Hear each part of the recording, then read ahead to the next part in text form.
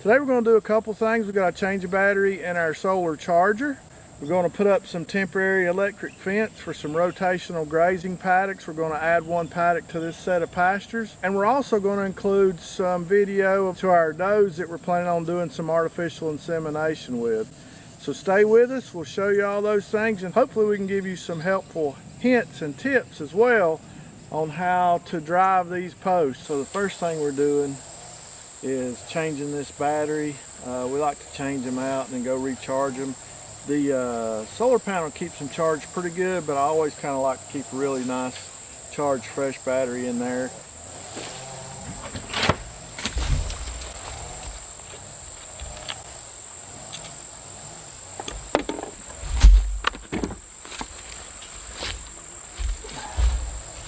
So if you're buying batteries to use for your solar chargers and your fence chargers, be sure to buy deep cycle batteries. That's what they're intended for. That's what they're made for. Our batteries are a little bit cheaper, but they definitely won't last as long.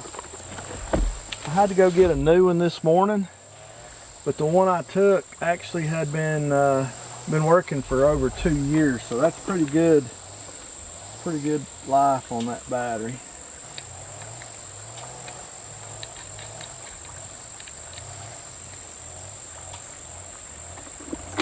Always just keep my adjustable wrench here in the box with the battery, so I always have it.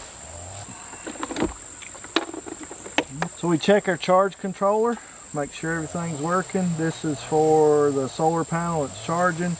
This is a battery charged up, and output's good as well. So let's hook everything back up, get the fence going again.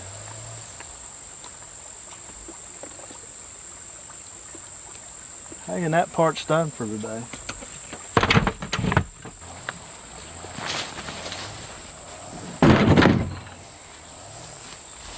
So today I told you we're going to put in some temporary posts and some temporary line, creation of a new paddock in our pasture.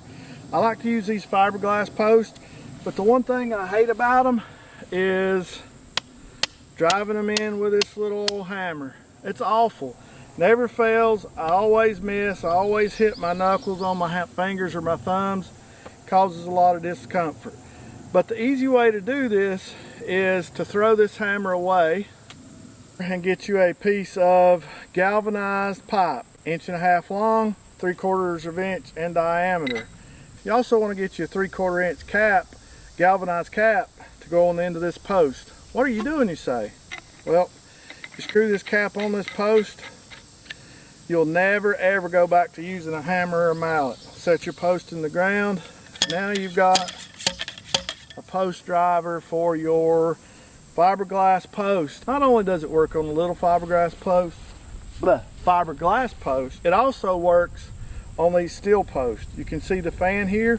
Watch us drive it into the ground, no problem.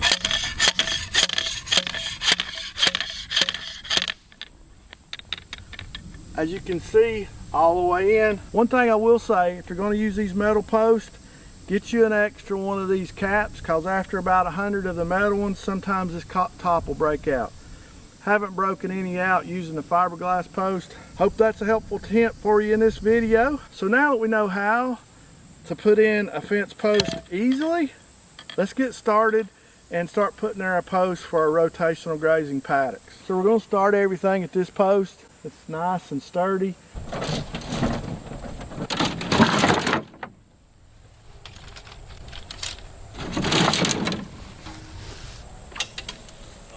Let's get a few posts and start putting them in. We'll do about every 10 steps, which will be about 30 feet, I think.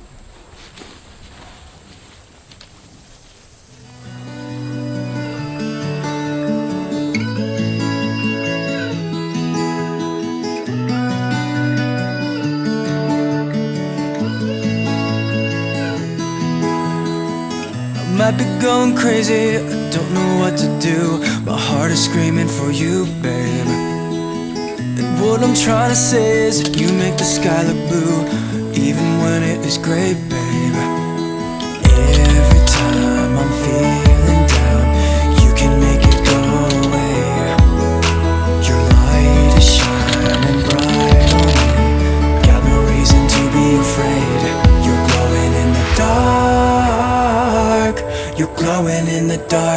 glowing in the dark. I feel it in my heart.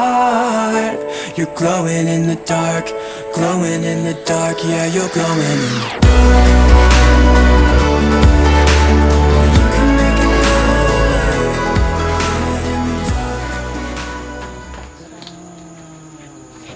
That's all it's not.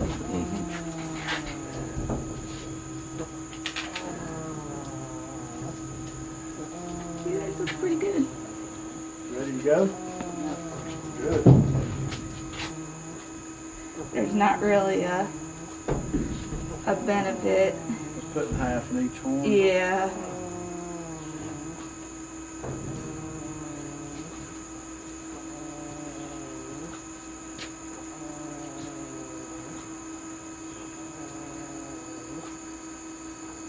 Okay, go ahead. Ready? Yep. All of it, slow. All right, it's all in.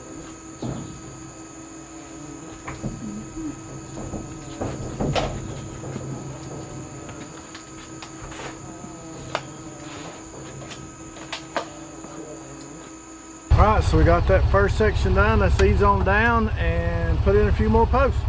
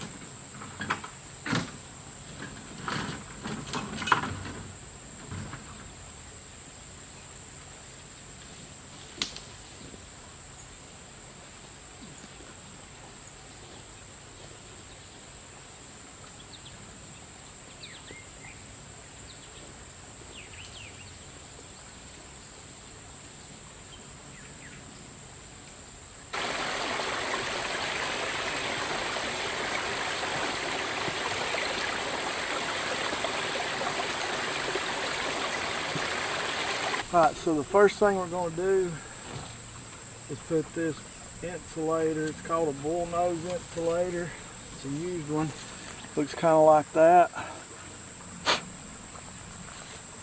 I'll show you how it works.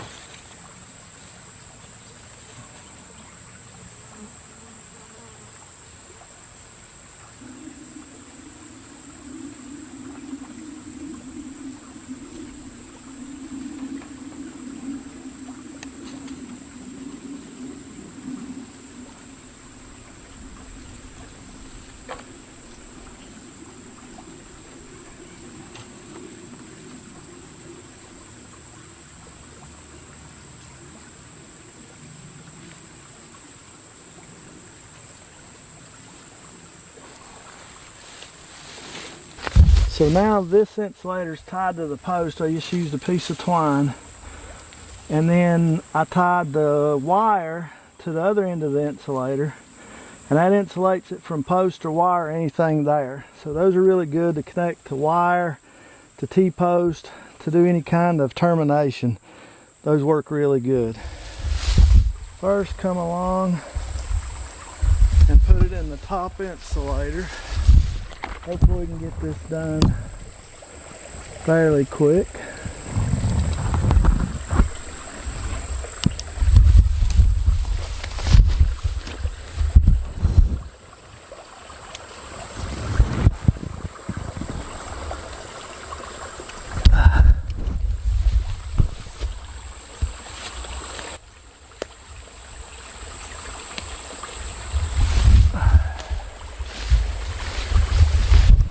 Alright, you've seen people put wire on insulators before.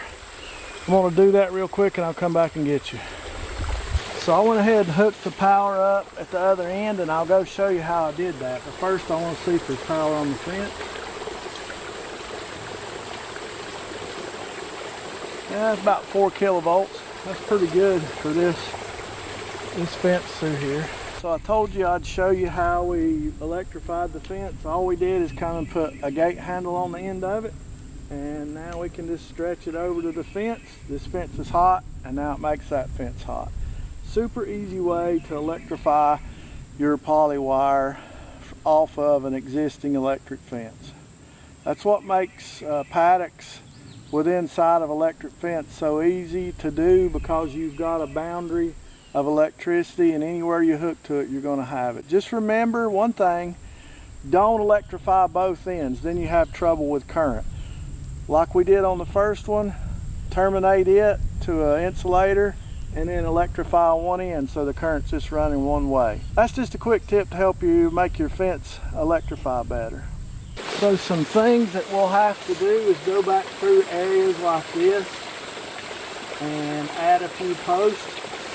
And if your fence is loose, you can just pull it forward, put your post in.